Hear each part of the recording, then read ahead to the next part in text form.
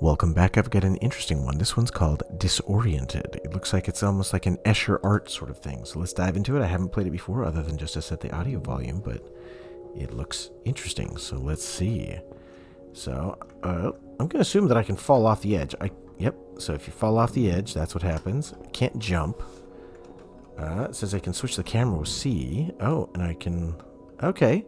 So you can like get a view of things if you need to. But you can't move unless you're in this normal mode. So this just helps you like see off of cliffs and stuff, I guess, right? Okay. What is that about?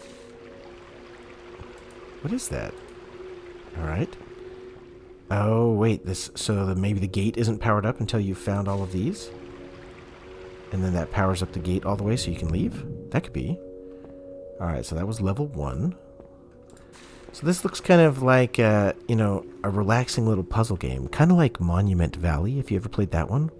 I know that there's a lot of kind of perspective shifts like this, but Monument Valley's the big one that I think of when I think of games like this. Alright, so it looks like this one, I've got to go up to this floor. Oh, so you can't go up that harsh angle. You have to use these transition points to change gravity. Got it. That was a useful little lesson. Okay, here we go.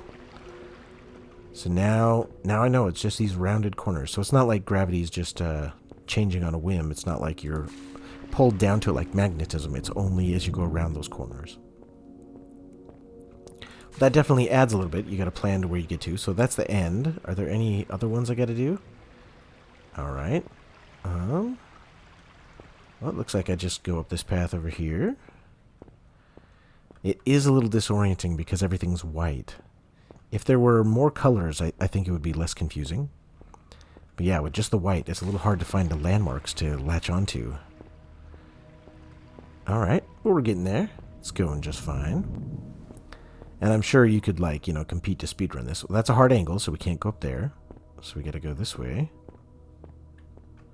I mean, so far the levels have been pretty obvious that you can only go certain ways, but I think that's because they're trying to make it obvious.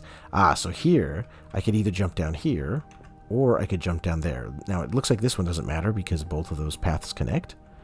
But once you jump down, now I can change to be on the inside here, but that will hit me to a hard corner, so I don't think I want to be on this side.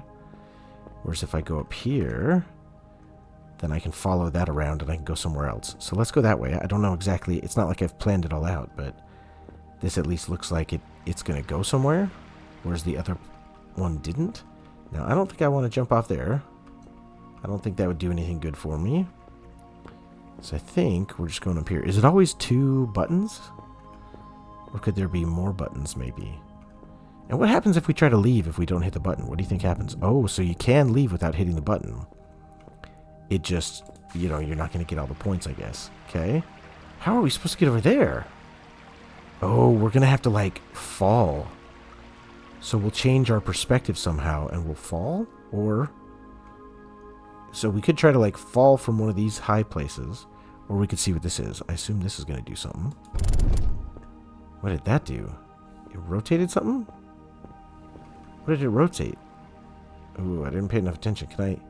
Can I get to the other side and look back this way when I do it? Maybe? Oh, I can't tell what it's doing. Alright, so the gate's up there. It's rotating something, but I can't tell exactly what. It's rotating...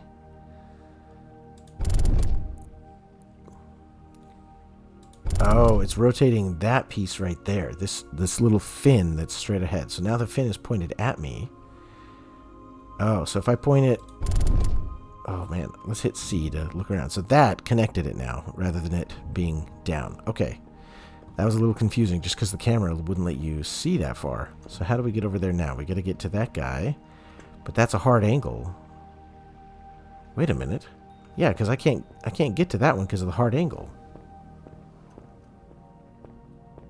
So maybe the rotator was rotating more things than just that?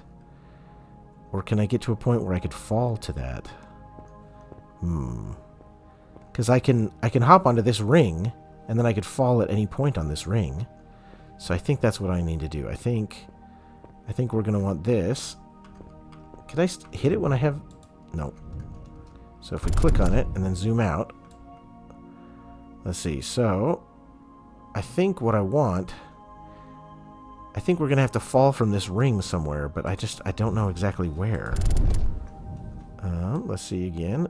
That doesn't seem to be anything useful, so let's go once more. Alright, so now with it like that, I don't think I could fall to it though. If I was on this ring and I fell, I wouldn't get all the way to there. Well, let's give it a try, because I don't know what else to do. So from here, I can... Oh, wait, what? Now I can walk up here. Oh, but it was that this was the hard angle. That's right. But from here, I could fall somewhere. But I don't see anywhere useful to fall. We might have to restart this level. Let's see. So if I walk off onto here, now I'm just stuck on this ring for forever. Oh, because I can't fall to the left or right. You always fall down. Interesting. But from here, I could fall down like this, and then I could walk across that bridge. Okay, I've got it, but we've got to restart the room. So let's restart the room. Wait, it didn't really restart it. Okay, that's fine. Okay, so this guy, we want to move until it connects the piece, like that. And now, we can go onto this ring, and now we can fall onto this connected piece, like this, which should let us get to the final door. Whew! Alright. That, they definitely stepped up the brain power you gotta use here. But I like it. It's a good little puzzle. It's minimalist, but it's beautiful. It's kind of relaxing, while at the same time I'm sure going to get very frustrating. Ooh, now we can rotate multiple pieces. That's gonna get confusing. Well, before we do that, let's hit this button, huh? Alright. I would say the hardest thing is that when you're rotating things, it's hard to see what you're rotating. But as long as they position it like that, now you can see. So that's connected, so I'm just going to leave it like that, because I'm going to assume that that's a good thing. What am I supposed to be looking at here? Not that way. Okay, so that connects something. So I think that looks right, because that connects the most things, right? The question is, where am I even going? The gate is down there. So we got to follow this path up and around here.